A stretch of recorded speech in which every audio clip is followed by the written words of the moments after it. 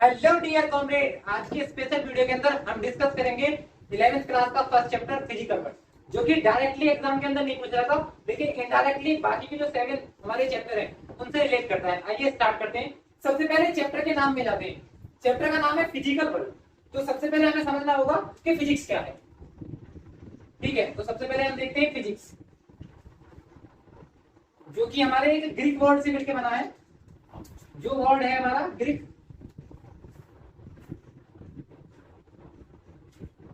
इसका मतलब है हमारा, वैसे तो ये ग्रीक वर्ड है, इसका मतलब ही है नेचर, प्रकृति।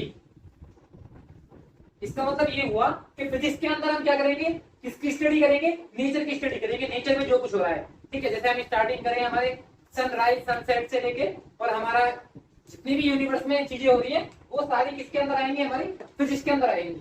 ठीक है, फिर उसके बाद हमारा चैप्टर के नाम का जो सेकंड वर्ड है वो है हमारा वर्ल्ड। वर्ल्ड मतलब कि पूरा संसार, मतलब कि यूनिवर्स। यूनिवर्स, तो स्टडी ऑफ यूनिवर्स भी क्या है, फिजिक्स है। हमने यहीं से स्टार्ट किया है फिजिक्स को, कैसे यूनिवर्स का ओरिजिन हुआ। तो देखो कहां से कहां तक, इसे हम एक तरीके से ये भी बोल सकते हैं कि जो हमारा फिजिकल वर्ल्ड है या फिर फिजिक्स का जो स्कोप है, जो एक्साइटमेंट है, वो कहां तक है। ठीक है, तो वो देखो स्टार्टिंग में यदि बिल्कुल सबसे स्मॉलेस्ट पार्टिकल की बात करें कि जो कि यूनिवर्स में एग्जिस्ट करता है, वो क्या है हमारा क्वार्क। ठीक है, जो कि इलेक्ट्रॉन से भी छोटा है। क्वार्क के बाद क्या आएगा, इलेक्ट्रॉन। इलेक्ट्रॉन से बड़ा क्या आ जाएगा, प्रोटॉन। ठीक है, ये भी फिजिक्स के अंदर है। प्रोटॉन से बड़ा क्या आएगा, न्यूट्रॉन। फिर न्यूट्रॉन और प्रोटॉन किसके अंदर आएंगे, हमारा जो एटम का साइज है, मतलब कि न्यूट्रॉन और प्रोटॉन किसके अंदर होते हैं, न्यूक्लियस के अंदर। और न्यूक्लियस किसका पार्ट है, हमारा एटम का। ठीक है, अब यदि हम बात करें एटम, तो बहुत सारे एटम कंबाइन होकर क्या बनाते हैं, हमारा मॉलिक्यूल। फिर मॉलिक्यूल से क्या बनेगा, हमारा एलिमेंट। ठीक है, फिर एलिमेंट से सब्सटेंस। ठीक है, फिर यही सब्सटेंस की यदि हम बात करें, ये पहले हमने एक सब्सटेंस की बात करी है, और बहुत सारे सब्सटेंस हमारे जो हमारा यूनिवर्स है उसमें किसी ना किसी तरीके से लाई करते हैं। और फिर हम जैसे मान लिया बात करें अपने प्लेनेट की, अर्थ की, फिर उसके बाद अर्थ की स्टडी कर रहे हैं, वो जैसे ज्योग्राफी का पार्ट है। लेकिन यदि हम बात करें, अर्थ हो गया, गैलेक्सी हो गया, क्लस्टर हो गया, सुपर क्लस्टर हो गया, यूनिवर्स हो गया, ये सारी स्टडी जब हमने स्टार्टिंग की थी तब हमने किसके अंदर पढ़ा था, उसे नेचर के अंदर, क्योंकि ये नेचर के पार्ट है। ठीक है, इसका मतलब फिजिक्स के अंदर हम यूनिवर्स के बारे में भी हम किसके अंदर लेके, इलेक्ट्रॉन क्वार्क से लेकर और यूनिवर्स तक की स्टडी किसके अंदर कर रहे हैं, फिजिक्स के अंदर कर रहे हैं। इसका मतलब फिजिकल वर्ल्ड में हम पहले हमने देखा फिजिक्स क्या है, फिर हमने देखा वर्ल्ड मतलब कि यूनिवर्स, जिसकी स्टडी हम किसके अंदर कर रहे हैं, फिजिक्स के अंदर, हमने उसे लिख लिया। ठीक है, अब यदि हम बात करें साइंस की, ठीक है, तो फिजिकल वर्ल्ड के अंदर हमने फिजिक्स है। फिजिक्स किसका पार्ट है, सबसे पहले यूनिवर्स में सिर्फ एक ही साइंस एग्जिस्ट करती थी, वो थी नेचुरल साइंस। यदि हम बात करें आज से लगभग 600 बीसी पहले, तो एक ही साइंस थी, नेचुरल साइंस। बाद में जाके ये नेचुरल साइंस हमारी 3 पार्ट में क्लासिफाई।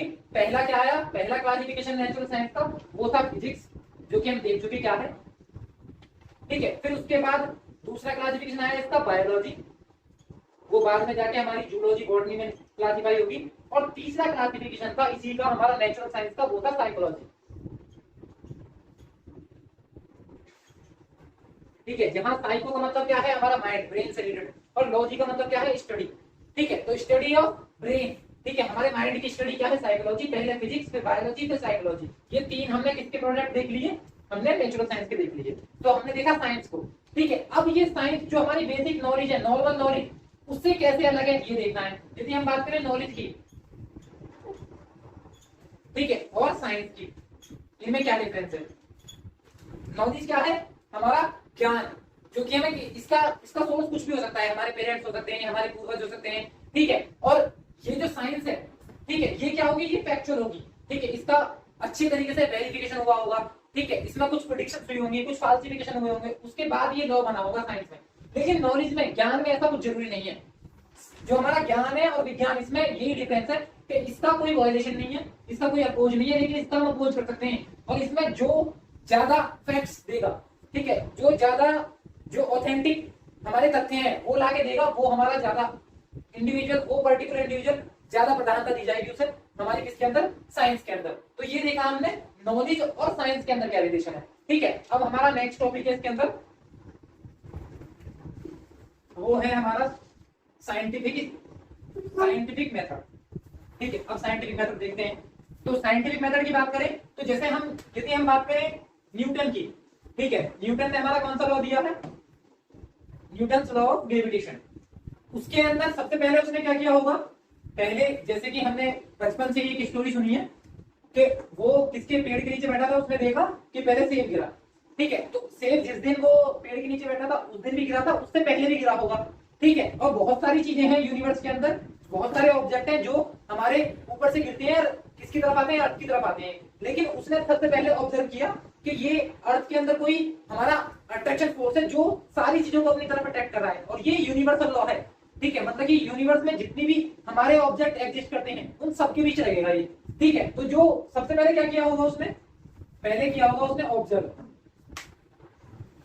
ऑब्जर्वेशन।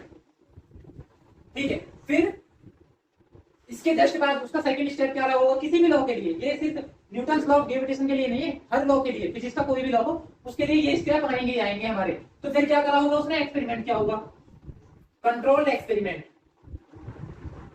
ठीक है, इसमें क्या किया होगा, पहले तो उसने सिर्फ ऑब्जर्व किया था, फिर उसके बाद उसने क्या किया होगा, उसने देखा होगा, जैसे लैब में जाके बाकी जो ऑब्जेक्ट है उन पे भी उसने ये चीज ट्राई की होगी कि उसे यदि मैं ऊपर की तरफ उछालता हूं तो वो नीचे की तरफ आ रहा है, मतलब कि जो अट्रैक्शन फोर्स है वो यूनिवर्स में जितने भी ऑब्जेक्ट हमारे लाई करते हैं उन सब पे एग्जिस्ट करता है। ठीक है, वो चीज चेक की होगी। तो सेकंड क्या आया, फर्स्ट हमारा ऑब्जर्वेशन हुआ होगा, सेकंड हमारा कंट्रोल ऑफ ऑब्जर्वेशन है। ठीक है, और थर्ड क्या होगा, थर्ड होगा हमारा क्वांटिटिव मतलब कि मात्रात्मक, और क्वालिटेटिव मतलब कि गुणात्मक। ठीक है, रीजनिंग।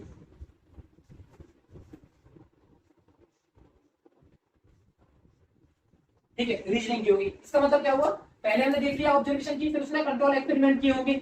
उसके बाद जो ये क्वांटिटेटिव और क्वालिटेटिव रीजनिंग है, इसमें क्या किया होगा, पहले उसने देखा होगा जो ग्रेविटेशनल फोर्स है उसका बाकी जो वेरिएबल है उसके साथ कैसा रिलेशन है। जैसे उसने सबसे पहले देखा जो ग्रेविटेशनल फोर्स है वो डायरेक्टली प्रोपोर्शनल होगा जो हमारे दो ऑब्जेक्ट है जिनके बीच में लाई कर रहा है उनके मास के प्रोडक्ट के। ठीक है, यदि हम मान लें ये हमारा पहला है, ये ऑब्जेक्ट 1 है और ये वाला हमारा ऑब्जेक्ट 2 है, इसका मास है m2, इनके बीच की डिस्टेंस r है। तो पहले उसने देखा क्वांटिटी और क्वालिटेटिव रीजनिंग के अंदर कि जो हमारा ग्रेविटेशनल फोर्स है वो उन दो ऑब्जेक्ट के मास के प्रोडक्ट के डायरेक्टली प्रोपोर्शनल होगा। दूसरा इसने रीजनिंग के अंदर क्या देखा होगा, उसने स्टडी किया होगा जो ग्रेविटेशनल फोर्स है वो इनवर्सली प्रोपोर्शनल है इन दो ऑब्जेक्ट्स के जो मास है इनके बीच की जो डिस्टेंस है उसके स्क्वायर के इनवर्सली प्रोपोर्शनल है। तो उसने क्या कर दी, हमारी क्वांटिटेटिव और क्वालिटेटिव रीजनिंग कर ली, इक्वेशन फर्स्ट आई, ये इक्वेशन सेकंड। अब इसके बाद जो हमारा चौथा स्टेप है, फोर्थ स्टेप, वो क्या होगा, वो फोर्थ स्टेप होगा हमारा इसके अंदर मैथमेटिकल मॉडलिंग।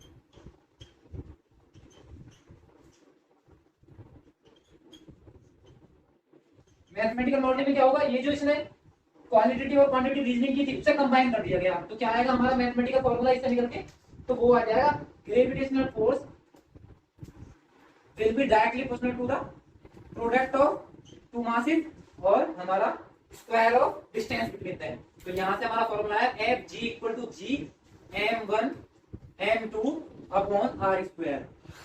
ठीक है, जहां जी क्या है, ग्रेविटेशनल कांस्टेंट, जिसकी वैल्यू क्या है 6.67 into 10 to the power minus के 11 न्यूटन मीटर स्क्वायर पर केजी स्क्वायर। ये है, इसका मतलब ये हुआ कि ये हमारा मैथमेटिकल फॉर्मूला निकाल दिया उसने, अब ये ड्राइव कर दिया। अब इसका क्या होगा, अब इसके बारे में की जाएगी फोरकास्टिंग, एक तरीके से कह सकते हो प्रेडिक्शन। प्रेडिक्शन क्या हुआ कि वो बोलेगा कि ये जो मैंने बनाया है ना, जो मैंने फॉर्मूला तैयार किया है, ये एक तो यूनिवर्सल, उसने बोल ही दिया कि ये क्या है, यूनिवर्सल लॉ ऑफ ग्रेविटेशन है। ठीक है, ये कहां कहां वैलिड होगा उस चीज पे वो क्या करेगा, पांचवी स्टेप आ जाएगी हमारी प्रेडिक्शन। ठीक है, प्रेडिक्शन, भविष्यवाणी की जाएगी कि ये चीज यहाँ पे एप्लीकेबल होगी, यहाँ पे एप्लीकेबल होगी, ये क्या हो जाएगा हमारा प्रेडिक्शन है, एक तरीके से फ्यूचर फोरकास्टिंग हो जाएगी। उसके बाद हमारा नेक्स्ट स्टेप आ जाएगा जो हमारा सिक्स्थ और एक तरीके से कह सकते हो लास्ट स्टेप है। इसमें क्या होगा, यदि ये हम पहले से चेक करेंगे कि प्रीवियस कोई ऐसा लॉ तो नहीं है, ठीक है, या फिर ये किसी जैसे इसने बोल दिया यूनिवर्सल लॉ ऑफ ग्रेविटेशन है, हर जगह हर बॉडी पे एप्लीकेबल है, तो हम चेक करेंगे कि कोई ऐसी बॉडी भी एग्जिस्ट करती है यूनिवर्स के अंदर जिसपे ये एप्लीकेबल नहीं है। ठीक है, उसके बाद हम इसे क्या करेंगे, या तो कर देंगे हम इसे गलत साबित, तो वो क्या हो जाएगा, फाल्सिफिकेशन। ठीक है, या फिर हम कर देंगे इसे वेरीफाई। तो वेरीफाई का मतलब क्या हुआ, हमारा वेरिफिकेशन। ठीक है, या तो होगा फाल्सिफिकेशन या होगा फिर वेरिफिकेशन। तो हमने ये देखी, ये क्या थे, ये थे हमारे साइंटिफिक मेथड।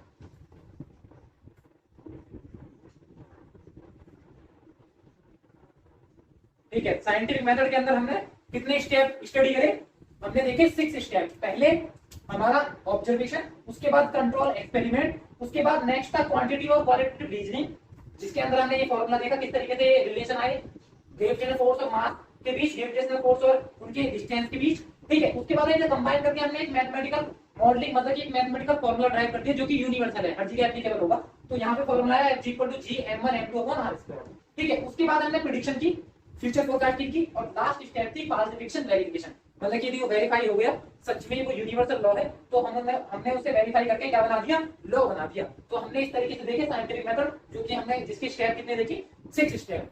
अब हमारा नेक्स्ट टॉपिक है इसके अंदर यूनिफिकेशन और रिडक्शनिज्म। ठीक है, अब यूनिफिकेशन का मतलब क्या है, यूनिफाई मतलब कि एक तरीके से हम कह सकते हैं कि हिंदी में आपने एक कहावत सुनी होगी, एक तीर से 2 शिकार। लेकिन यहां पे हम कह सकते हैं यूनिफिकेशन का मतलब हुआ एक तीर से बहुत सारे शिकार। ठीक है, जैसे मान लिया हमने अभी पढ़ा न्यूटन्स लॉ ऑफ ग्रेविटेशन।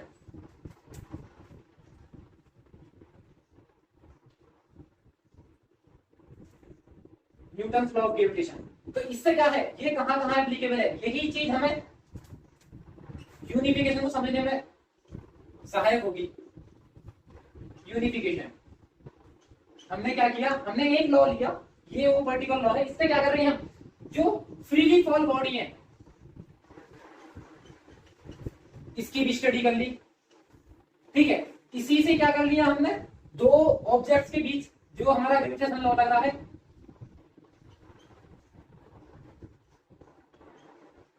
ठीक है, वो उसकी स्टडी कर ली, उसके बीच का जो हमारा क्या है ग्रेविटेशन फोर्स है, उसकी स्टडी करी इसी से हमने क्या स्टडी कर लिया, जो सैटेलाइट है, जो हमारा नेचुरल सैटेलाइट है, नेचुरल सैटेलाइट है क्या, हमारा नेचुरल सैटेलाइट है मून। ठीक है, इसी से हमने जो मून का रोटेशन है, या जो हमारा चंद्रमा, जो मून है हमारा, वो अर्थ पर क्यों नहीं गिर रहा, उसकी भी स्टडी हमने किसके थ्रू की, न्यूटन्स लॉ ऑफ ग्रेविटेशन से। ठीक है, तो ये भी इसी के अंदर आ जाएगा। मतलब कि हमने सिर्फ न्यूटन्स लॉ ऑफ ग्रेविटेशन को देखते हुए हमने इन 3-4 चीजों की क्या कर ली, स्टडी कर ली। ऐसे ही एक और एग्जांपल लेते हैं, जैसे मान लिया 12th क्लास में पढ़ोगे वैसे आप इसे। ठीक है, ये है Maxwell equation. Maxwell equation 4 equation है ये मैक्सवेल की। तो जो मैक्सवेल की 4 इक्वेशन है, इससे क्या कर रहे हैं हम, मैग्नेटिज्म को पढ़ेंगे।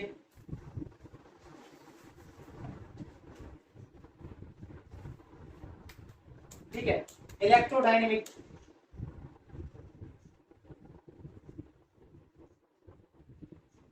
इलेक्ट्रोस्टैटिक।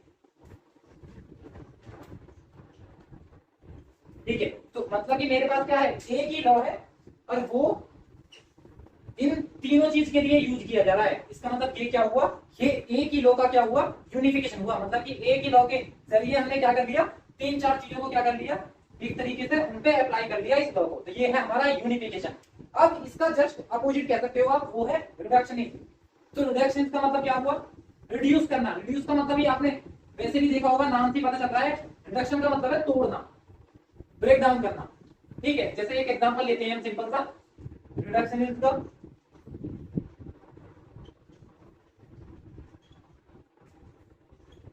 रिडक्शनिज्म, ठीक है, तो इसके अंदर क्या होगा, पहले जैसे हम एक एग्जांपल लेते हैं किसी व्हीकल का,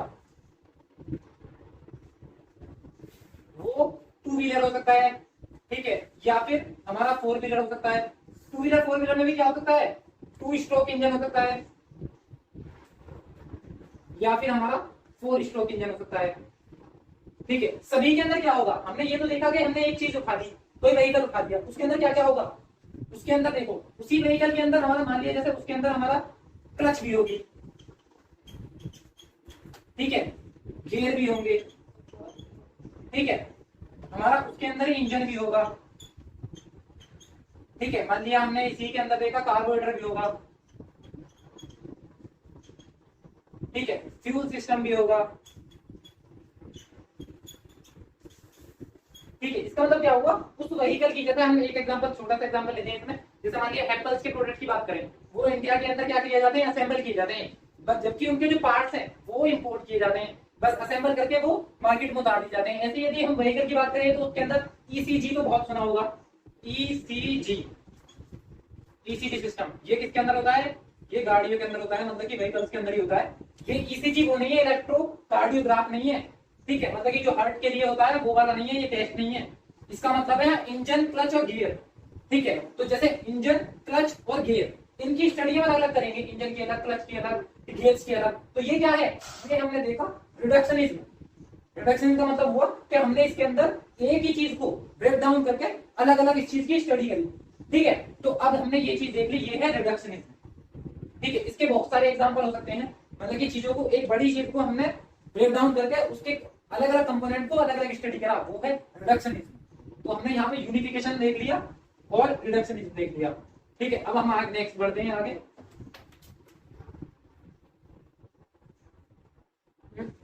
ठीक है। अब देखते हैं हम, दो टाइप की होती है हमारी फिजिक्स, जो हम यहाँ पे पढ़ेंगे।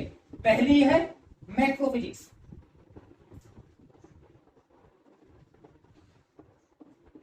मैक्रोफिजिक्स, और एक है हमारी माइक्रोफिजिक्स,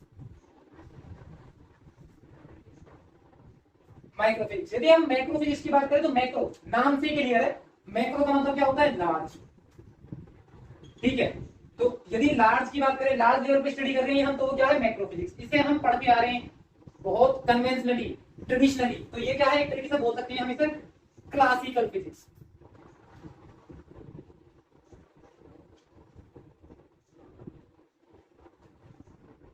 या फिर कन्वेंशनल फिजिक्स,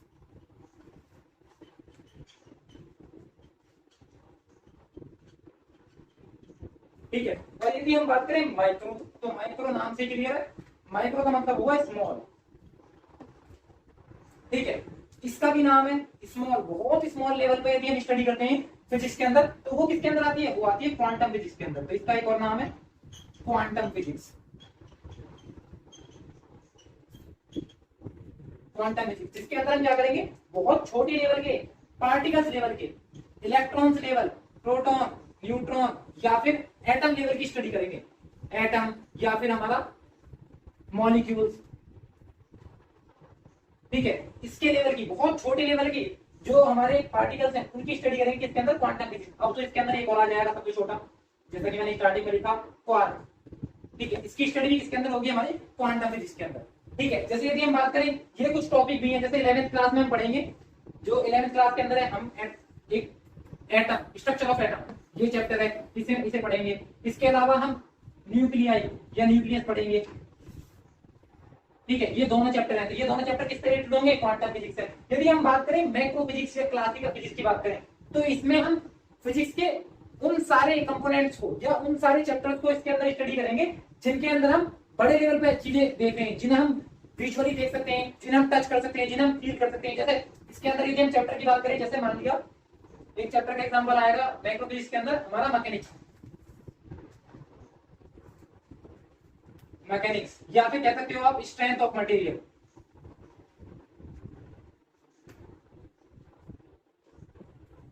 ठीक है। मैकेनिक्स क्या है, मैकेनिक्स के अंदर, मैकेनिक्स के भी दो टाइप है। पहला क्या है, पहला है स्टैटिक, मतलब कि मैकेनिक्स जब हम मोशन को स्टडी करते हैं रेस्ट में, मतलब कि जो भी कंपोनेंट है उसकी सारी चीजें तब स्टडी कर रहे हैं जब वो रेस्ट में है। दूसरा क्या जाएगा हमारा, रेस्ट के अलावा यदि बात करें, एक तो स्टैटिक हुआ जब हम रेस्ट में स्टडी कर रहे हैं, दूसरा होगा डायनेमिक, डायनेमिक के अंदर भी हमारा जो हमारा काइनेमेटिक्स है वो होगा और एक काइनेटिक्स होगा।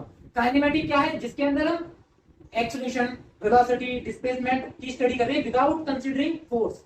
और काइनेटिक्स क्या है, जिसके अंदर हम किसकी स्टडी कर रहे हैं, जिसके अंदर हम फोर्स की भी स्टडी कर रहे हैं, मतलब कि मैकेनिक्स भी यहाँ पे क्लासिफाई होगा स्टैटिक्स और डायनेमिक्स के अंदर। फिर डायनेमिक्स के भी दो टाइप होते हैं, एक काइनेमेटिक्स और एक होगा काइनेटिक्स। काइनेटिक्स वो है जिसके अंदर हम फोर्स की भी स्टडी करेंगे, काइनेमेटिक्स वो है जिसके अंदर सिर्फ हम मोशन की, मतलब कि एक्सीलरेशन की, वेलोसिटी की, डिस्प्लेसमेंट की स्टडी करेंगे, ठीक है। तो मैकेनिक्स किसके अंदर आएगी, वो भी हमारा मैक्रो फिजिक्स के अंदर आएगी। स्ट्रेंथ ऑफ मटेरियल, जिसके अंदर हम स्ट्रेस, स्ट्रेन, ठीक है, इन सब की स्टडी करेंगे। इसके अलावा यदि हम बात करें तो ऑप्टिक्स, ऑप्टिक्स में भी रे ऑप्टिक्स और वेव ऑप्टिक्स 12th क्लास में पढ़ेंगे हम। तो ये ऑप्टिक्स की स्टडी भी क्या है, इसके अंदर होगी। बात करें हम थर्मोडायनेमिक्स, टीडी थर्मोडायनेमिक्स, जिसके अंदर हम टेम्परेचर के बारे में, जो थर्मोडायनेमिक्स के लॉ है, first law, zeroth law, second law, third law, उसके बारे में स्टडी करेंगे। ठीक है, इसी के अंदर हम हीट इंजन के बारे में स्टडी करेंगे। ठीक है, या रेफ्रिजरेटर के बारे में स्टडी करेंगे इसी के अंदर, हीट पंप के बारे में स्टडी करेंगे इसके अंदर। तो ये क्या है, ये है हमारा थर्मोडायनेमिक्स। ठीक है, तो ये सारी चीजें वो हैं जिन्हें हम देख सकते हैं नेकेड आई से, जिन्हें हम फील कर सकते हैं, महसूस कर सकते हैं, बड़े लेवल की चीजें हैं। तो इनकी स्टडी करेंगे हम किसके अंदर, माइक्रोफिजिक्स के अंदर। माइक्रोफिजिक्स के अंदर वो चीजें जिन्हें हम नेकेड आई से नहीं देख सकते, माइक्रोस्कोप के जरिए देखेंगे। ठीक है, तो यहाँ हमने देखा माइक्रोफिजिक्स और माइक्रोफिजिक्स। आई थिंक आपको सब क्लियर होगा। अब हम चलते हैं नेक्स्ट टॉपिक पे।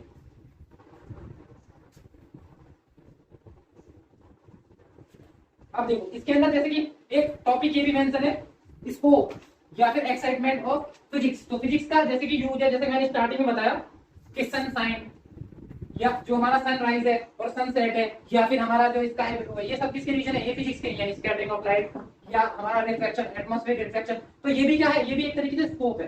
ठीक है, कहां कहां इस चीज का यूज हो रहा है। इसके अलावा यदि हम बात करें तो रिलेशन किसका, साइंस का रिलेशन टेक्नोलॉजी के साथ।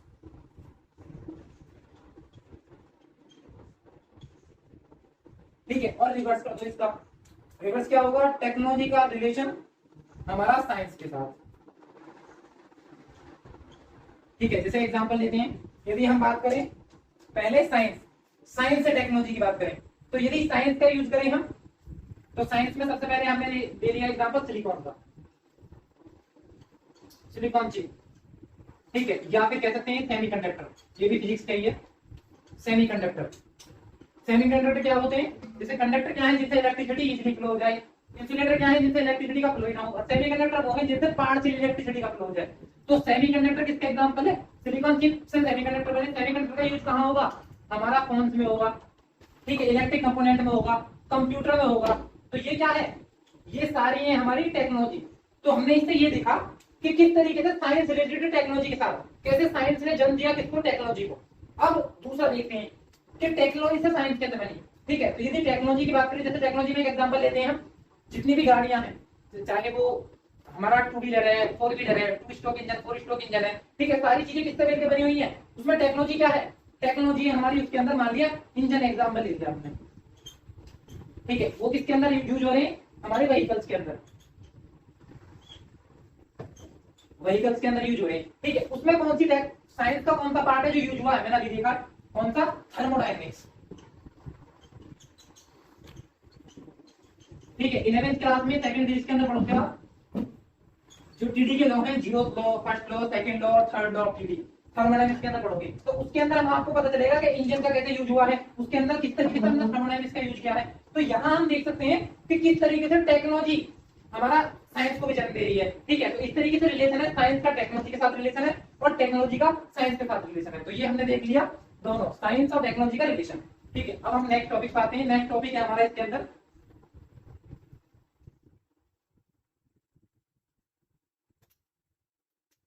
वो आ जाएगा टाइप ऑफ फोर्सेस। ठीक है, यदि हम टाइप ऑफ फोर्सेस की बात करें तो टाइप ऑफ फोर्सेस में मेनली यहाँ पे दो टाइप के फोर्सेस देखेंगे हम। फोर्सेस पहला क्या है, फंडामेंटल फोर्सेस।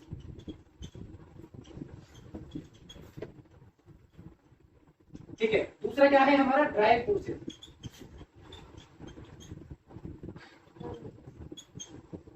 ठीक है, यदि फंडामेंटल फोर्सेस की बात करें, जिस तरीके से हम, जो हमारा फिजिक्स का सेकंड चैप्टर है यूनिट्स एंड मेजरमेंट, उसके अंदर हम क्या करेंगे, उसके अंदर हम पढ़ेंगे फंडामेंटल क्वांटिटी।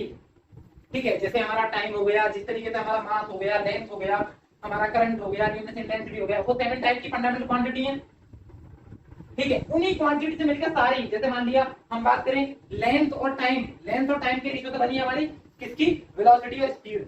ठीक है, तो इसका मतलब ये हुआ कि जितनी भी चीजें हैं फंडामेंटल क्वांटिटी से मिलकर बनी है सारी ड्राइव क्वांटिटी।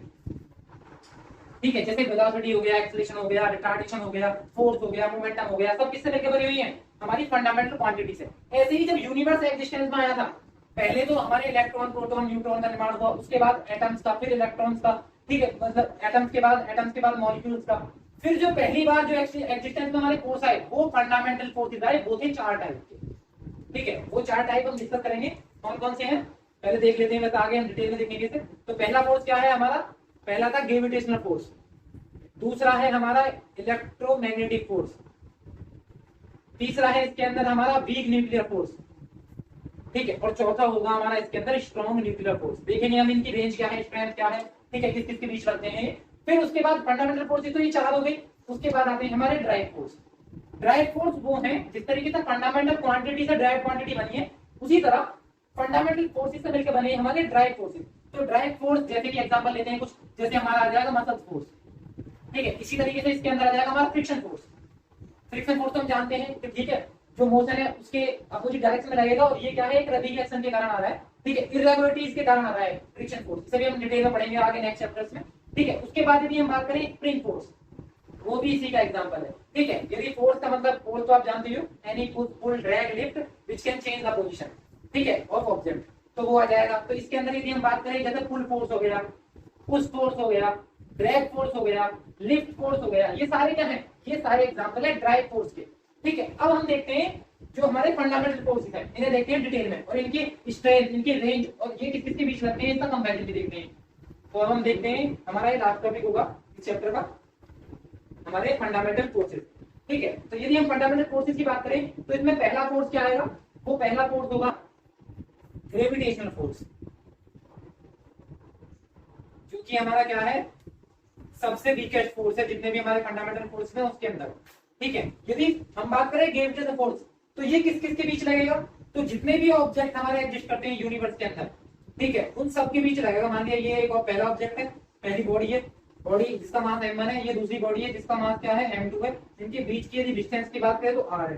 तो जैसा कि हमने देखा था पहले ही, जब मैंने साइंटिफिक मेथड बताया था उसके अंदर बताया था, जब हमने क्वांटिटी और क्वालिटी रीजनिंग देखी है अभी, उसके अंदर आया था कि Fg directly equal to the product of जो ऑब्जेक्ट है हमारे दो, उनके मासेस, या जो हमारी बॉडी है उनके मासेस के प्रोडक्ट के डायरेक्टली प्रोपोर्शनल था, और उनके बीच की डिस्टेंस के स्क्वायर के इनवर्सली प्रोपोर्शनल था। तो वहां से हमारा फॉर्मूला आया था gravitational force equal to Gm1 m2 upon r square, ठीक है, जहां G की वैल्यू क्या आई थी, 6.67 into 10⁻⁻11 न्यूटन मीटर स्क्वायर पर किलोग्राम स्क्वायर, ये इसकी यूनिट है, ठीक है। अब यदि हम बात करें तो खुद सोचो, G की वैल्यू इतनी कम है, ठीक है, और प्लस ये जो डिस्टेंस है इसकी, ये नीचे है और इसका भी स्क्वायर है। तो खुद सोचो, जब हम एक रीजन होता है ना कि जो हमारा मून है वो हमारे अर्थ के चारों तरफ चक्कर लगा रहा है, उसके बावजूद भी अर्थ के ग्रेविटेशनल फोर्स की वजह से वो अर्थ पे नहीं गिरता, ठीक है। उसके पीछे का रीजन भी क्या है, उसके पीछे का रीजन भी यही है कि एक तो उसके बीच की डिस्टेंस, सन जो हमारा अर्थ है और मून, उसके बीच की डिस्टेंस, ठीक है, उसका भी स्क्वायर करेंगे, और वो भी किसमें, डिवीजन में, और पहले से ही जी की वैल्यू बहुत कम है, तो इसकी वजह से जो एफ जी की वैल्यू आएगी ना, वो नेग्लिजिबल आएगी एक तरीके से, ठीक है। मतलब कि जो इनका अट्रैक्शन फोर्स है अर्थ का, जो हमारा ग्रेविटेशनल फोर्स है, ठीक है, उसके कंपैरिजन में हम यदि बात करें तो ये हो गया हमारा ग्रेविटेशनल फोर्स का फॉर्मूला। और किस किस के बीच लग रहा है, जितने भी ऑब्जेक्ट हमारे लाई करते हैं पूरे यूनिवर्स के अंदर, सबके बीच लग रहा है। इस वजह से कैसा कैसा है, यदि इसकी रेंज की बात करें, रेंज, तो इसकी रेंज क्या आ जाएगी, वो आ जाएगी इनफाइनाइट,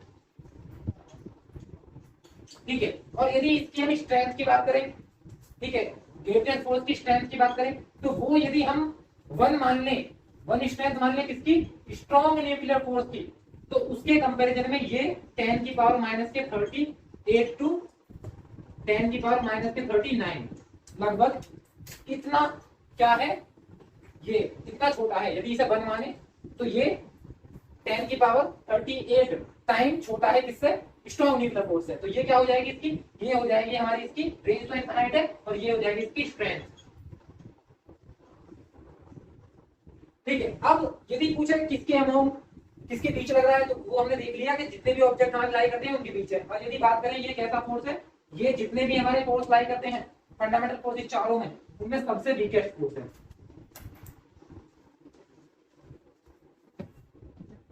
ठीक है। तो ये देखा हमने किसके बारे में, जो मेरा पहला फंडामेंटल फोर्स है ग्रेविटेशनल फोर्स। अब आते हैं हमारे नेक्स्ट पे हम, तो नेक्स्ट क्या है हमारा, नेक्स्ट है इसके अंदर हमारा इसी से रिलेट करते हैं बिल्कुल ग्रेविटेशनल फोर्स से ही, तो वो आ जाएगा हमारा इलेक्ट्रोमैग्नेटिक फोर्स, ठीक है। इलेक्ट्रोमैग्नेटिक फोर्स में क्या होगा, जहां मास आया है यहाँ पे ग्रेविटेशनल के फोर्स के अंदर, वहां पे सिर्फ क्या आ जाएगा, वहां पे आ जाएगा चार्ज। यदि हम बात करें, वो तो लगा था हमारा जो बॉडी है, बॉडी दो बॉडी के मासेस के बीच, ठीक है, कोई भी दो बॉडी किसी भी टाइप की यूनिवर्स में एग्जिस्ट करती है, लिविंग नॉन लिविंग, ठीक है, सबके बीच लग रहा था। ये चार्ज पार्टिकल के बीच लगेगा। मान लिया पहली बॉडी का जो चार्ज है वो Q1 है, ठीक है, दूसरी का मान लिया चार्ज है Q2, उनके बीच की डिस्टेंस वही है R। ठीक है, तो इनके बीच जो फोर्स लगेगा वो क्या होगा हमारा इलेक्ट्रोमैग्नेटिक इलेक्ट्रोस्टैटिक फोर्स की बात कर रहे हैं हम यहाँ पे। वो अट्रैक्टिव भी हो सकता है, रिपल्सिव भी। यदि हम बात करें जैसे हमने देखा था मैग्नेटिक में, तो मैग्नेटिक प्रॉपर्टी के अकॉर्डिंग देखा था ये नॉर्थ पोल पास में है, और हमारा जो हमारा साउथ पोल है, ये भी साउथ पोल है, ये भी साउथ पोल है, तो ये क्या करेंगे, ये सेम है। और यदि हम बात करें यहाँ पे एक ये वाला नॉर्थ पोल है और ये है साउथ पोल, तो जैसे कि हम जानते हैं क्लास के अंदर भी क्या होता है, मतलब कि यदि हम देखें कि जो लड़का है वो किसकी तरफ अट्रैक्ट होगा, लड़की की तरफ, लड़की लड़के की तरफ, मतलब कि अपोजिट जेंडर की तरफ अट्रैक्ट होते हैं। वैसे यहाँ पे भी देखें तो हमने देखा अट्रैक्टिव फोर्स किसके बीच था, जब ये वाला नॉर्थ पोल है, ये साउथ पोल है, इनके बीच तो था अट्रैक्टिव फोर्स। ठीक है, लेकिन जब सेम है तो इसमें क्या है, नॉर्थ पोल है, ये भी रिपेल करेगा, ये साउथ पोल है, ये भी रिपेल करेगा, तो इन दोनों के बीच कौन सा फोर्स लगेगा, रिपल्सन फोर्स। ठीक है, सेम चीज देखते हैं चार्ज पार्टिकल के बीच। तो चार्ज पार्टिकल में क्या होगा, पॉजिटिव और नेगेटिव चार्ज पार्टिकल के बीच कैसा फोर्स लगेगा, तो वो हो जाएगा हमारा कैसा, हमारा ये होगा रिपल्सिव फोर्स। ठीक है, और यदि हम बात करें पॉजिटिव चार्ज और नेगेटिव चार्ज के बीच कैसा फोर्स लगेगा, तो वो हो जाएगा हमारा अट्रैक्टिव फोर्स। ठीक है, इसका मतलब ये हुआ कि जो हमारा इलेक्ट्रोस्टैटिक या इलेक्ट्रोमैग्नेटिक फोर्स है वो कैसा हो सकता है, वो हमारा अट्रैक्टिव भी हो सकता है और रिपल्सिव भी। तो यहाँ पे आएगा, जहां पे वहां आया था ग्रेविटेशनल फोर्स, यहाँ आएगा अट्रैक्टिव और रिपल्सिव फोर्स। वो डायरेक्टली क्वेश्चन होगा, वहां तो था प्रोडक्ट ऑफ टू मासेस, ठीक है, यहाँ पे होगा product of charge of two body. ठीक है, और वहां पे था inversely proportional to the square of distance between them, यहाँ पे भी यही होगा। तो यहाँ पे हमारे पास दो इक्वेशन आई, पहली इक्वेशन ये हो गई, दूसरी इक्वेशन ये हो गई, दोनों को मर्ज करेंगे तो क्या आ जाएगा हमारा F attractive repulsive force equal to क्या आ जाएगा, K constant Q1 Q2 upon R square. क्योंकि जो प्रोपोर्शनलिटी कांस्टेंट है ये हटाएंगे तो यहाँ पे एक कांस्टेंट आएगा, इसकी वैल्यू होगी 12th क्लास में पढ़ेंगे फर्स्ट चैप्टर में 1/4 पाई एप्सिलॉन नॉट। इसकी भी वैल्यू की बात करें तो इसकी वैल्यू 9 × 10⁹ होगी, लेकिन आपको याद नहीं रखनी, हमें सिर्फ इतना याद रखना है कि ये क्या होगा, ये फॉर्मूला आएगा हमारा अट्रैक्टिव और रिपल्सिव फोर्स का FAR equal to K Q1 Q2 upon R square. ठीक है, तो ये कैसा फोर्स है, ये है हमारा जो हमारा इलेक्ट्रोस्टैटिक फोर्स है। अब हमने इसकी स्टडी कर ली इसके अंदर, और ये कैसा फोर्स है, अब करते हैं इसके हम रेंज की बात। तो इसकी रेंज कितनी होगी, जैसे उसकी रेंज देखी थी हमने इनफाइनाइट, इसकी भी रेंज क्या है, इनफाइनाइट। मतलब कि जितने भी यूनिवर्स में चार्ज पार्टिकल एग्जिस्ट करते हैं सबके बीच रहेगा ये फोर्स। ठीक है, और यदि हम बात करें स्ट्रेंथ की, स्ट्रेंथ जैसा कि हम जानते हैं, हमने स्ट्रेंथ किसकी मानी थी, 1। स्ट्रॉन्ग न्यूक्लियर फोर्स की स्ट्रेंथ मानी हुई है हमने 1, तो उसके कंपैरिजन में ये कितना होगा, तो ये होगा 10⁻⁻²। ठीक है, ये हो जाएगी। अभी हम टेबल के अकॉर्डिंग इन्हें कंपेयर भी करेंगे चारों को, लेकिन पहले हमने देख लिया ग्रेविटेशनल फोर्स, अब देख लिया इलेक्ट्रोस्टैटिक फोर्स। ठीक है, अब तीसरा हमारा फंडामेंटल फोर्स क्या है, तीसरा फंडामेंटल फोर्स है हमारा इसके अंदर वीक न्यूक्लियर फोर्स। ठीक है, तो उसे देखते हैं वो किसके बीच लगेगा। तो वीक न्यूक्लियर फोर्स की यदि हम बात करें तो वो लगता है, यदि दो एटम्स की बात करें, इसी के अंदर होता है बीटा डीके। ठीक है, तो इसमें क्या होगा, पहले यदि हम बात करें ये क्या होगा, तो ये यदि मैं मानता हूं ये एटम है, उसका ये न्यूक्लियस है, ये दूसरा एटम है, ये इसका न्यूक्लियस है। ठीक है, जिसके अंदर न्यूट्रॉन और प्रोटॉन है, ये भी न्यूट्रॉन और प्रोटॉन है। तो इन दोनों के जो न्यूक्लियस के बीच, क्योंकि नॉर्मल सी बात है, यदि एटम्स होंगे बहुत करीब होंगे, बहुत पास होंगे, और हम जानते हैं जो न्यूक्लियस है इसका साइज कितना होता है, इसका साइज होता है 10⁻⁻15 मीटर। इसका मतलब 1 फर्मी या फिर फेम्टोमीटर, ये है इसका साइज। ठीक है, जैसा कि हमें पता है। और एटम के साइज की बात करें तो हम देख चुके 1 एंगस्ट्रॉम, इसका मतलब हुआ 10⁻⁻10 मीटर। ये इसकी रेडियस भी है, ये इसका साइज भी है, इसका एटम का। ठीक है, इसका मतलब ये हुआ कि इसकी रेंज क्या होगी, यदि हम बात करें जैसे हमने स्ट्रेंथ देखा वो अच्छी से, और हम यदि इसकी रेंज की बात करें वो तो थे इनफाइनाइट, चार्ज पार्टिकल के लिए इनफाइनाइट था इलेक्ट्रोस्टैटिक और इलेक्ट्रोमैग्नेटिक। और यदि बात करें हम इसी के अंदर जो हमारा ग्रेविटेशनल है वो भी इनफाइनाइट थी, उसकी रेंज भी। ठीक है, वो हर टाइप के पार्टिकल, हर टाइप के ऑब्जेक्ट के बीच लग रहा था। लेकिन यदि हम बात करें हमारा ये है हमारा वीक न्यूक्लियर फोर्स, तो वीक न्यूक्लियर फोर्स किसके बीच लग रहा है,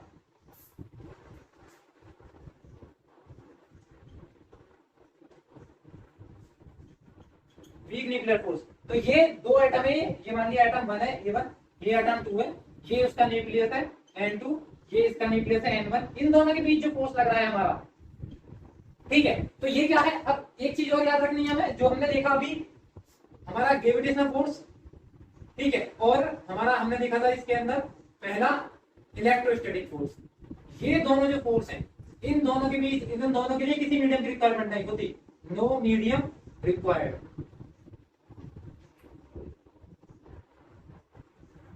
ठीक है। अब यदि इसकी बात करें तो हमने देख लिया कि दो न्यूक्लियस के बीच लग रहा है, ठीक है, और कहता है वीक न्यूक्लियर फोर्स है, इसी में होता है हमारा beta decay, positive beta decay और नेगेटिव बीटा डीके। ठीक है, ये भी किसके अंदर आएगा, हमारा वीक न्यूक्लियर फोर्स के अंदर आएगा। इसकी रेंज क्या है, रेंज हमने देख ली कितनी है, 10 की पावर माइनस की 15 मीटर है। और यदि हम बात करें इसकी स्ट्रेंथ की, स्ट्रेंथ किसके कंपैरिजन में, हमने मान रखा है स्ट्रॉन्ग न्यूक्लियर फोर्स कितना है, इसकी स्ट्रेंथ है 1, तो इसके कंपैरिजन में वीक न्यूक्लियर फोर्स कितना होगा, ये होगा 10 की पावर माइनस के 30। ठीक है, ये क्या हो जाएगी, इसके कंपैरिजन में इसकी स्ट्रेंथ हो जाएगी, इसकी हमारी वीक न्यूक्लियर फोर्स की। ठीक है, अब आते हैं हमारा नेक्स्ट और लास्ट हमारा फंडामेंटल फोर्स। ठीक है, तो वो होगा हमारा स्ट्रॉन्ग न्यूक्लियर फोर्स, जो कि स्ट्रॉन्गेस्ट फंडामेंटल फोर्सेज है। ठीक है, किसके बीच लगेगा, हमारे एटम के अंदर यदि हम बात करें तो स्ट्रॉन्ग न्यूक्लियर फोर्स की।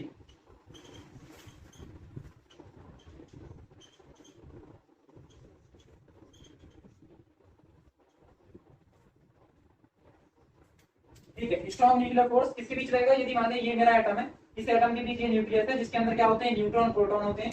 ठीक है, चार तक कौन चक्कर लगाते हैं, ये है इलेक्ट्रॉन्स हमारे। तो इसके अंदर जो न्यूट्रॉन प्रोटॉन है, न्यूट्रॉन भी होंगे बहुत सारे, प्रोटॉन भी होंगे, तो ये जो फोर्स लगेगा, ये एक तो फोर्स न्यूट्रॉन से न्यूट्रॉन के बीच लगेगा, वो भी हमारा स्ट्रॉन्ग न्यूक्लियर फोर्स है। जो फोर्स न्यूट्रॉन और प्रोटॉन के बीच लगेगा, वो भी स्ट्रॉन्ग न्यूक्लियर फोर्स है। और जो हमारा प्रोटॉन और प्रोटॉन के बीच लगेगा, वो भी स्ट्रॉन्ग न्यूक्लियर फोर्स है। इसका मतलब ये हुआ कि इसकी रेंज इससे भी कम है। यदि हम इसकी रेंज की बात करें तो ये और छोटी रेंज में लग रहा है, इसकी रेंज मानो 10 की पावर माइनस के 16 मीटर, इस रेंज में लग रहा है, क्योंकि ये न्यूक्लियस के अंदर लग रहा है फोर्स, क्योंकि न्यूक्लियस के अंदर ये न्यूट्रॉन है, प्रोटॉन है, और न्यूट्रॉन न्यूट्रॉन न्यूट्रॉन प्रोटॉन और प्रोटॉन प्रोटॉन के बीच लगने वाला जो फोर्स है, उसे बोलते हैं strong force, strong nuclear force. और यही है हमारा चारों फंडामेंटल फोर्स के अंदर स्ट्रॉन्गेस्ट फोर्स।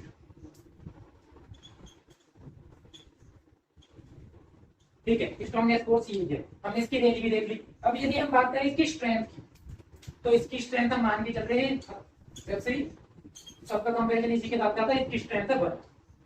इसी के कंपैरिजन में हमने देखा था कि यदि हम स्ट्रॉन्ग न्यूक्लियर फोर्स की बात करें, स्ट्रॉन्ग न्यूक्लियर फोर्स, इसकी स्ट्रेंथ 1 थी। इसी के कंपैरिजन में हमने फिर देखा था जो हमारा इलेक्ट्रोस्टैटिक फोर्स है, ठीक है, इसकी स्ट्रेंथ थी इसके कंपैरिजन 10 की पावर माइनस के 2। फिर हमने देखा था इसी के कंपैरिजन में हमारा वीक न्यूक्लियर फोर्स, इसकी स्ट्रेंथ थी 10 की पावर माइनस के 13। फिर हमने देखा था इसी के कंपैरिजन में हमने देखा था ग्रेविटेशनल फोर्स, जो कि वीकेस्ट फोर्स था, जिसकी स्ट्रेंथ थी हमारी 10 की पावर माइनस के 38 to 39। ठीक है, तो ये कंपैरिजन में हमने इसका देख लिया। यही भाई यदि हम बात करें किसके कंपैरिजन में देख रहे हैं हम इसे, स्ट्रॉन्ग न्यूक्लियर फोर्स की स्ट्रेंथ 1 मान के। ठीक है, तो हमने देख लिया स्ट्रॉन्गेस्ट फोर्स। ठीक है, तो ये हमारे 4 फंडामेंटल फोर्सेज हुए। ठीक है, जिसके अंदर सबसे वीकेस्ट क्या है, वीक न्यूक्लियर फोर्स। सबसे स्ट्रॉन्ग क्या है, स्ट्रॉन्ग जो हमारा जो सबसे वीकेस्ट है वो ग्रेविटेशनल फोर्स, और जो सबसे स्ट्रॉन्गेस्ट है वो है स्ट्रॉन्ग न्यूक्लियर फोर्स। ठीक है, अब हम देखते हैं इसका सिंपल सा कंपैरिजन टेबल फॉर्म में।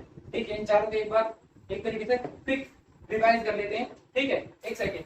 ठीक है, अब देखते हैं यदि हम बात करें इन तीनों को कंपेयर करने की। ठीक है, तो यदि हम बात करें पहला,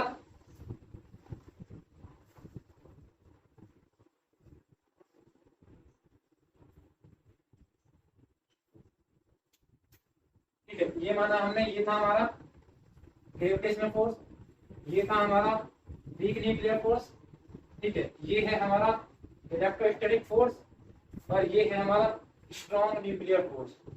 ठीक है, पहले सबसे पहले देखते हैं हम कि ग्रेविटेशनल फोर्स का फॉर्मूला क्या आया था, किसके बीच लगता था, सभी पार्टिकल्स के बीच लग रहा है। फॉर्मूला क्या आया था, Fg=G(m1m2)/r²। ठीक है, सबके बीच लग रहा है। फिर हमने वीक न्यूक्लियर फोर्स देखा था किसके बीच लग रहा है, तो हमने देखा था वीक न्यूक्लियर फोर्स लग रहा था न्यूक्लियस के बीच, N1 N2 ये न्यूक्लियस है, इनके बीच जो फोर्स लग रहा है वो कहता है हमारा वीक न्यूक्लियर फोर्स है। फिर हमने देखा था इलेक्ट्रोस्टैटिक फोर्स का फॉर्मूला क्या था, अट्रैक्टिव रिपल्सिव, दोनों टाइप का हो सकता है, ये अट्रैक्टिव भी और रिपल्सिव भी। ठीक है, तो इसमें क्या होगा, K Q1 Q2/r², ये इसका फॉर्मूला आ गया। ठीक है, उसके बाद बात करें स्ट्रॉन्ग न्यूक्लियर फोर्स, तो ये किसके बीच लग रहा था, ये लग रहा था न्यूट्रॉन न्यूट्रॉन के बीच और प्रोटॉन प्रोटॉन के बीच। ठीक है, अट्रैक्टिव टाइप।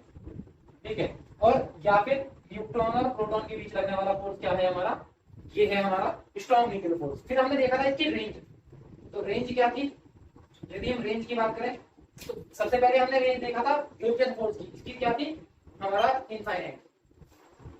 और वीक न्यूक्लियर फोर्स की क्या थी 10⁻⁻15 मीटर या फर्मी मीटर। और जो हमारा इलेक्ट्रोस्टैटिक फोर्स है इसकी रेंज क्या थी, इसकी रेंज की बात करें तो ये भी क्या था इनफाइनाइट। ठीक है। फिर स्ट्रॉन्ग न्यूक्लियर फोर्स की बात करें तो ये 10⁻⁻16 मीटर।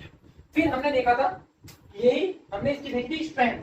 ठीक है। स्ट्रेंथ की यदि हम बात करें तो स्ट्रेंथ क्या थी, यदि मैं मान लूं 1 किसकी स्ट्रेंथ हमारे स्ट्रॉन्ग न्यूक्लियर फोर्स की, तो इसके कंपैरिजन में ग्रेविटेशन फोर्स क्या है, ग्रेविटेशन फोर्स हो जाएगा हमारा स्ट्रेंथ। तो 10⁻⁻38 हमने देखा किसकी ग्रेविटेशन फोर्स के कंपैरिजन में किसकी, हमारा पहला यदि हम 1 मानते हैं स्ट्रॉन्ग न्यूक्लियर फोर्स की स्ट्रेंथ को, तो उसके कंपैरिजन में हमने देखा 10⁻38।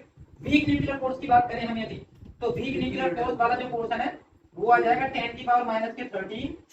और इलेक्ट्रोस्टैटिक फोर्स की बात करें 10⁻⁻2 और ये 1 है हमारा। तो ये हमने टेबल देख लिया, कंपैरिजन देख लिया। कंपैरिजन के अंदर यदि हम बात करें तो सबसे वीकेस्ट फोर्स क्या था, ये था वीकेस्ट फोर्स। और स्ट्रॉन्गेस्ट फोर्स की बात करें तो स्ट्रॉन्गेस्ट फोर्स था ये।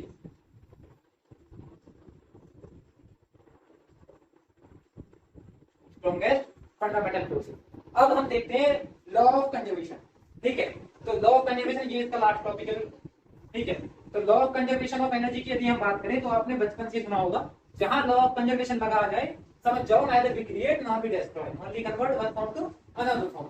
ठीक है। यदि हम यहाँ की बात करें तो यहाँ पे हम चारों चीजें देखेंगे, law of conservation of mass, law of conservation of momentum, law of conservation of energy और law of conservation of angular momentum. ठीक है। तो अब आते हैं हम लॉज ऑफ कंजर्वेशन।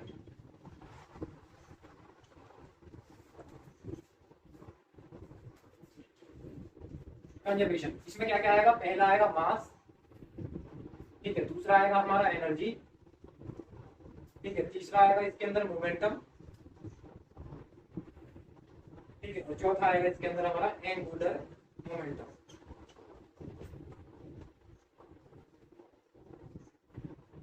ठीक है, एंगुलर मोमेंटम। तो हमने क्या देखा, लॉ ऑफ कंजर्वेशन। तो लॉ ऑफ कंजर्वेशन जहां आ जाए समझ जाओ एक चीज तो आनी है कि neither be create neither be created or nor be destroyed।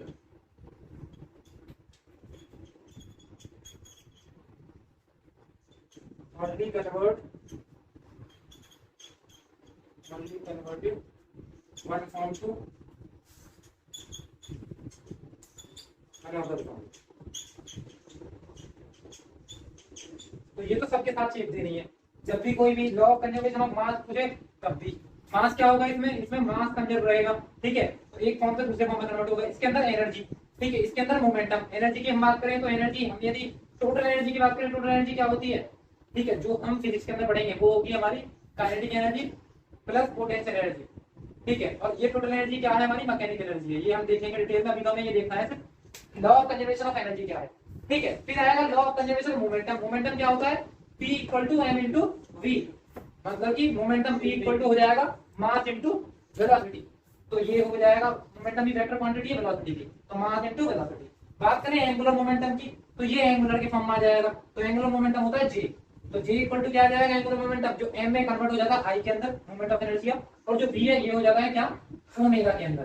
तो ये क्या है, एंगुलर मोमेंटम। अब यहाँ पे एक चीज और देखते हैं जिसका यूज होगा बाकी के चैप्टर्स के अंदर भी। ठीक है। तो वो है हमारा लीनियर और एंगुलर के बीच रिलेशन। ठीक है। तो लीनियर और एंगुलर के बीच रिलेशन, ये सारे जितने भी हमारे चैप्टर आगे हम पढ़ेंगे सबके अंदर इसका यूज होना है, लेकिन हम यहाँ पे इसकी स्टडी कर सकते हैं। ठीक है, इस चैप्टर के अंदर ही। तो पहला क्या है, यदि हम लीनियर की बात करें इसका यूज होगा सारे अगले सारे चैप्टरों में। जैसे लीनियर में हम क्या यूज करते हैं, लीनियर में हम यूज करते हैं एक्स। एक्स है हमारा डिस्प्लेसमेंट। ठीक है। और यदि हम बात करें डिस्प्लेसमेंट से क्या बनेगा हमारा वेलोसिटी, तो वेलोसिटी क्या हो जाएगा, डिस्प्लेसमेंट अपॉन टाइम। और वेलोसिटी से क्या बनेगा, एक्सीलरेशन। एक्सीलरेशन हो जाएगा change in velocity per unit time. जैसे ये था change in displacement upon time. ठीक है। फिर एक्सीलरेशन का यूज कहां हो रहा है, फोर्स में। तो फोर्स इक्वल टू क्या होगा, फादर इक्वल टू मास, ma। तो ये क्या हो जाएगा हमारा चौथा। इससे बात करें, इसी से बना हमारा momentum, p = mass into velocity. ठीक है, ये मोमेंटम हुआ। उसके बाद यदि हम बात करें इसी में मोमेंटम के अलावा, तो वो हो जाएगा हमारा फोर्स हम यहाँ पे देख चुके, मोमेंटम ये कन्वर्जन हो गया। अब इसी चीज को हमें कन्वर्ट करना है किसके अंदर, एंगुलर के अंदर, ये है लीनियर के अंदर। ठीक है, अब यदि हम बात करें एंगुलर की, तो एंगुलर में यही कन्वर्जन क्या होगा, एंगुलर का मतलब क्या हुआ, ये यदि एंगल है हमारा, ये थीटा है, तो ये थीटा है एंगल, और ये वाला पोर्शन क्या हो जाएगा, आर्क ए बी। तो आर्क इक्वल टू क्या होता है, arc equal to angle upon radius. ठीक है, ये होगा। अब यदि हम बात करें, जैसे डिस्प्लेसमेंट था, ऐसे यहाँ पे क्या होगा, यहाँ पे होगा एंगुलर डिस्प्लेसमेंट, एंगुलर डिस्प्लेसमेंट जो कि क्या होगा, थीटा। अब यदि बात करूं मैं इसमें एंगुलर वेलोसिटी, तो एंगुलर वेलोसिटी को डिनोट करेंगे ओमेगा से, ये होगी angular displacement upon time, del theta upon del T. ठीक है, और यदि हम बात करें एक्सीलरेशन, तो यहाँ पे आ जाएगा एंगुलर एक्सीलरेशन, जो कि क्या होगा, वो होगा angular velocity divide by angular time, मतलब change in angular velocity upon change in time. Force की बात करें तो यहाँ पे फोर्स हो जाता है कन्वर्ट टॉर्क के अंदर, टॉर्क इक्वल टू क्या हो जाएगा, m के स्थान पे जो मास है वो मोमेंट ऑफ इनर्शिया में कन्वर्ट होगा I, जो a है हमारा कन्वर्ट किसके अंदर होगा, अल्फा, तो I इंटू अल्फा हो जाएगा यहाँ। ठीक है, और यदि हम बात करें मोमेंटम, तो मोमेंटम जो होगा एंगुलर मोमेंटम वो हो जाएगा J, अभी हमने पीछे लिखा। तो मास कन्वर्ट होता है एंगुलर के अंदर हमारा मोमेंट ऑफ इनर्शिया के अंदर, जो वेलोसिटी है वो कन्वर्ट होती है हमारी एंगुलर वेलोसिटी के अंदर, तो ये आ जाएगा J equal to I omega. ठीक है, तो ये हमने देखा किस तरीके से हम लीनियर को किसके अंदर, एंगुलर के अंदर कन्वर्ट कर सकते हैं, और इनके बीच रिलेशन भी होता है। जैसे हम बात करें लीनियर वेलोसिटी इक्वल टू होता है r इनटू एंगुलर वेलोसिटी, ये रिलेशन है, इसका यूज करेंगे हम। और जो लीनियर एक्सीलरेशन है ये होता है हमारा r इनटू एंगुलर एक्सीलरेशन, ये भी इसका रिलेशन है। अब हमने जो इक्वेशन है, बेसिक इक्वेशन पढ़ी है 9th क्लास में भी, जैसे हमारी लीनियर इक्वेशन क्या होती है, इक्वेशन ऑफ मोशन, वो क्या है, पहली है v equal to u plus at। ठीक है, दूसरी इक्वेशन क्या थी, s equal to displacement s equal to ut plus half at square. ठीक है, और तीसरी इक्वेशन थी हमारी v square equal to u square plus 2as। ये तीन इक्वेशन पढ़ी थी हमने मोशन की, किसके अंदर, लीनियर के अंदर, जहां v क्या है फाइनल वेलोसिटी, u क्या है इनिशियल वेलोसिटी, a क्या है एक्सीलरेशन, t क्या है टाइम, s क्या है डिस्प्लेसमेंट। अब यदि इन्हें भी कन्वर्ट करना हो हमें एंगुलर के अंदर, एंगुलर के अंदर कन्वर्ट कैसे करेंगे हमें, तो एंगुलर के अंदर कन्वर्ट करना है तो मुझे पता है कि v यहाँ पे है लीनियर के अंदर फाइनल वेलोसिटी, एंगुलर के अंदर क्या होगी, ओमेगा। ठीक है, ये है u इनिशियल वेलोसिटी लीनियर के अंदर, तो एंगुलर के अंदर क्या होगी, ओमेगा नॉट प्लस a के स्थान पे क्या कन्वर्जन था, a का कन्वर्जन था अल्फा से, तो ये आ जाएगा अल्फा t। तो ये आ गई एंगुलर के अंदर पहली इक्वेशन। दूसरी इक्वेशन की बात करें डिस्प्लेसमेंट, यहाँ होता है जो यहाँ डिस्प्लेसमेंट x होता है वो एंगुलर के अंदर होता है एंगुलर डिस्प्लेसमेंट थीटा। तो यहाँ क्या आ जाएगा, थीटा इक्वल टू u के स्थान पे ओमेगा नॉट, तो ओमेगा